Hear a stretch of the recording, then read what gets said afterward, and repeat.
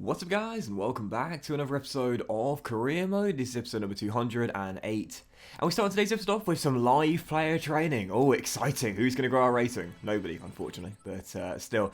Yeah, today we are returning with two massive games with our Blades, even right at the start of the season, as we take on Roma in the Super Cup, as I go in search of my 4th European honour in total, 2nd Super Cup, and also our 3rd European honour with Sheffield United, of course, because we won this competition playing with Bayer Leverkusen a couple of seasons ago. And after that, we've got the first home game of the Premier League campaign where we take on Manchester United, who we beat in the EFL Cup and the Europa League last season as well. And our first game in front of the Bramall Lane faithful this season, where we've been asked to win the title this year. So yeah, two huge games today, and I thought I'd do them both live as they are massive ones right at the start of the season, where already we could have some silverware in the cabinet and a big statement win at Bramall Lane as well. Or 2 defeats, which would be catastrophic. But either way, let's see what happens. So yeah, first game today, it is going to be Roma in the Super Cup. And again, we won this back in Season 8 with Bayer Leverkusen. The other 2 European honours we've won have been with Sheffield United, the Europa League back in Season 4, and last year's Europa League as well. So a chance for my 4th European honour in total. And in a season where we've been asked to win the Champions League, this will be a really good boost to our momentum if we can beat the side that won the Champions League last season. So yeah, first game, it's against our former team as we take on Roma in the UEFA Super Cup as we go in search of our first trophy of the season. Go on, Reece, up you get. Yes, well done. I know he's not a holding midfielder by trade, and he's done well in that position, but he is, of course, much more comfortable playing right back. He'll get his chance tonight with no Jaden in the side. There's Shawry's down the left. Golden chance here, man on the edge, and I spot him. It's Aidan White. And oh! That shot went in slow motion. Aidan White bends it off the crossbar. Donnarumma, I mean, I think he was assuming that ball was going way off target. Almost caught him out by surprise. And he's the most relieved man inside the stadium. Wilson to Fagan. Brian, not entirely sure what I'm doing here. But, yep, a little bit of dancing from Ryan, why not? Give me space and I'll put some moves on you. As Reece James is now in behind. And Donnarumma makes a good save. Still 0-0. We've been a much better team in this first half, though. We've had all the chances. We looked a much better team. As Shaw, always worrying when he hits the deck, gets back up. Still 0-0. We are looking much better than Roma right now. Zaniolo on the ball. And, oh, he's hurdled Wilson brilliantly. Nicola, oh, it's fantastic from Nicola. Zaniolo and Henderson, right before half-time, finally has something to do, and he did it exceptionally well. And, oh, there was a chance for a breakaway there as Mandragora took one for the team. That should be just a... Oh!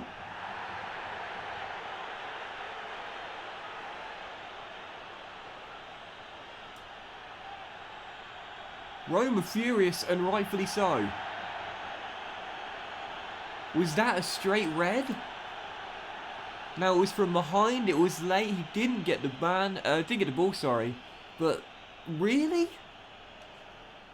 I just want to see that on the replay real quick, because Fagan was on the run, and as we know, he's not the quickest of players. There was a covering defender back there as well. It's a bad challenge, don't get me wrong. But is it a straight red in that scenario with a covering defender? I mean, that's up for debate in my opinion. I can see why it's been given as a straight red. But personally speaking, I think a booking would have been sufficient. I think Fagan made the most of that, and the referee bought it. What a frustrating game this has been. As Keane is going to slide Zaniolo in, and he's beaten Shaw. And that's a lovely ball. And Henderson with another brilliant piece of goalkeeping. Second time tonight he's had to be alert, quick off his line, and he's done his job exceptionally well. Hits it off Gibbs White and behind for a goal kick. He's been big tonight. So we're into the final 10 minutes. Look who's coming on for Roma. The forgotten man, Riccardo Orsolini. Oh, and straight away. He's just full of flair, this guy. Loved him at our time at the Stadio Olimpico. Just love what he does. And I'd love to have him in the Sheffield United team as well. Anyway, 7 minutes to go. Is there going to be a late winner, or are we set for extra time? Well, I know the answer. There's extra time because at the moment there's nothing going on. This has been a shocking second half, and with the amount of advantage we have, we should be taking advantage of this. But I just can't seem to break Roma down, and they actually have looked better in this second half, and they might win it. And again, it's Dean Henderson. If we win this trophy, I think he should be lifting it first. What a save! And that is going to do it. 0-0 after 90 minutes. Such a frustrating and tough game this. Just couldn't break Roma down the second half, even with a man advantage. 30 more minutes to play. And as things stand, we are set for a shootout. Lewis to Kapic. The Bosnian's got room to run into down the left-hand side here. As I said, I like the look of this guy a lot. Oh!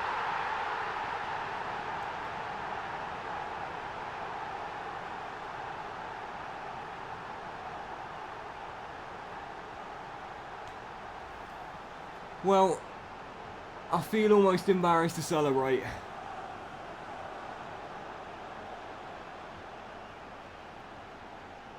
Do you remember when I said about the AI on Ultimate in big games? It feels like it's almost set up for you to win.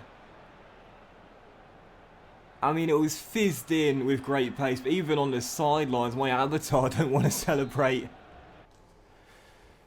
It just sometimes feels like the game just wants you to win these sort of games. All the sliders are on 50. It is Ultimate, as you know.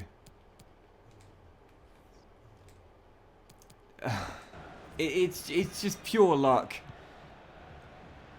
But you best believe if we were taking on a 3.5 star team, we probably would have lost this game 2 or 3-0 in normal time. Sheffield United in front for a bizarre own goal.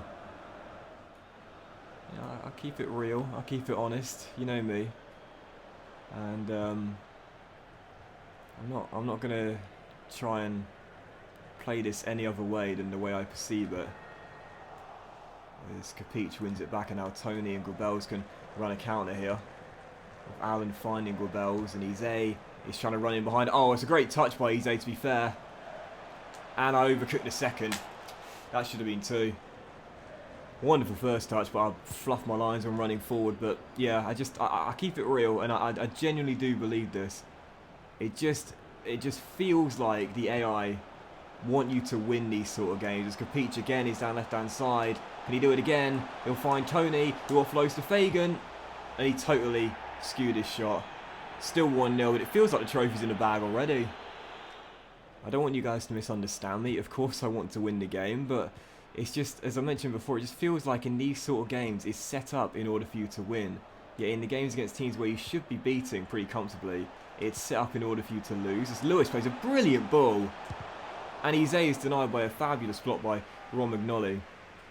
And it's just quite frustrating how it just seems a bit obvious what the game is trying to do. You know, as Wan-Bissaka heads away that corner, and that should do that. Sheffield United are going to win the Super Cup in, well, very interesting fashion. A debatable red card in the first half, and then in extra time, the game winner, a comical, catastrophic own goal. Blades Super Cup winners in, well, let's just say bizarre fashion.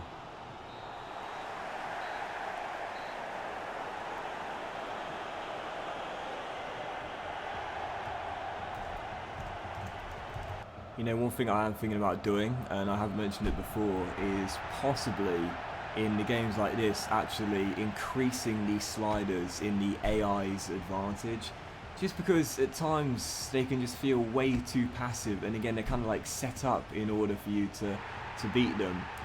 And it was a bizarre game, this one, the controversial red card in the first half, and then of course the winner in extra time, which was an utterly bizarre own goal off of Romagnoli, I think it was, as the Blades win their first ever Super Cup, and we start the season off by winning against the Champions League winners. But yeah, 1 in the final score. And again, I don't want you guys to misunderstand me.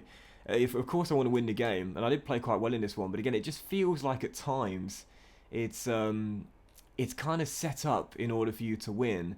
The same way in when you take on an opponent where you expect to win, it feels like it's kind of set up in order for you to lose.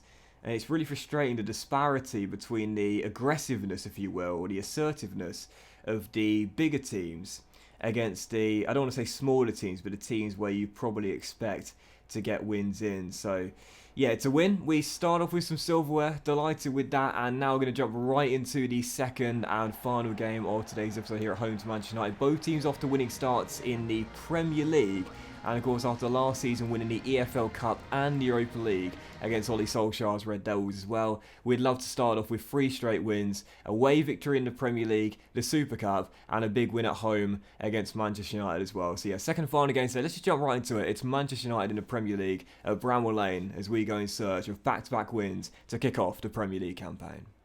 Over for Manchester United down the right. He's hurdled a Barry Walsh slide tackle. That's a lovely run there. It's a brilliant cross too. And Hill comes out to claim it. That was a lovely run there, wasn't it? Shaw feeds it through the gap to Walsh.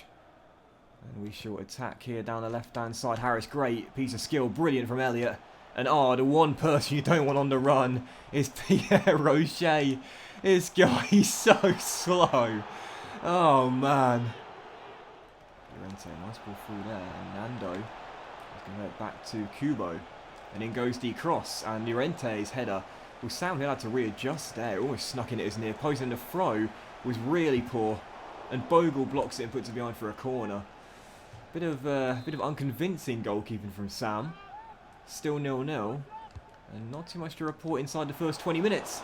But to be fair to Hill, he's doing what he needs to. Turnbull to Todibo. And now Tony to Turnbull. And now Tony. That's a lovely ball by Ivan. And Harris. And Harris. Oh, Elliott. You're the prodigy, son. But you've clearly still got some work to do. Did all the hard work, sorry. But the easy bit, as I can demonstrate on the touchline, was poorly executed. That should have been 1-0.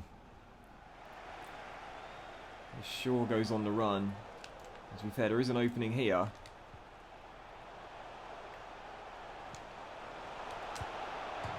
Oh!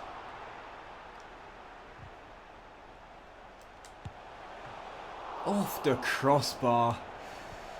It's got 0-0 written all over it. I think that was the best chance. Tony. Turnbull. Tony. Oh, go down. Go down. Unfortunately, such is ultimate now. But oftentimes the big games can be big disappointments. I was so hopeful for today's episode as well. We're going to have 2 cracking games for you. But unfortunately not. I do apologise. I did my best, guys. I really did. But not exactly what I was hoping for when I pressed record today. 0-0 the final score. It's a goalless draw. It's good to see our first clean sheet of the season. But yeah, bit disappointing today. I do apologise. I mean, to be fair, we did see the shot hit the crossbar in the second half. Harris missed a golden opportunity on the one-on-one in the first half too. But yeah, just didn't really spark into life this game, did it? 0-0 the final score. Both defences stood strong. Shaw's had a fantastic start to the season. He's probably been our best player to begin the campaign off, already showing why he's been brought back to Bramall Lane for £100 million. But not the best of games today. And unfortunately, in 2 crackers, well, what promised to be crackers, they ended up being quite disappointing. Hopefully in the next episode we'll have some much better games and have a few more action-packed ones as well. I mean, that's how bad it was in the little news article picture. You've just got the players lining up for kickoff. But that was this episode of Career Mode though, guys. So a big thank you for watching if you have enjoyed it. And if you did enjoy the episode, despite the slightly disappointing games, then please do drop a like. Much love to you all. Have a fantastic day. And we will return in the next episode, probably with a brand new signing and some big games as well. Much love, guys. And I'll see you for the next episode very soon.